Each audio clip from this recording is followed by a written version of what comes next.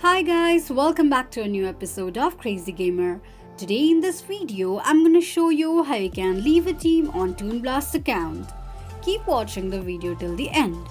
To leave a team on Toon Blast account, firstly go ahead and launch open your Toon Blast application.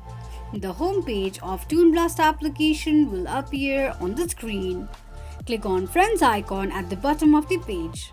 On the next page, tap on My Team option. Tap on the team that you'd like to leave and click on it. From the pop-up, tap on Leave. Confirm leaving of a team by tapping on Yes. This is how you can leave a team on Toon Blast account quickly and easily just in few steps. If you have any thoughts or queries, let us know in the comments section. Don't forget to subscribe to our channel. Also press the notification bell icon so that YouTube will notify you whenever we post a new video. I hope this video was helpful to you. Thank you so much for watching.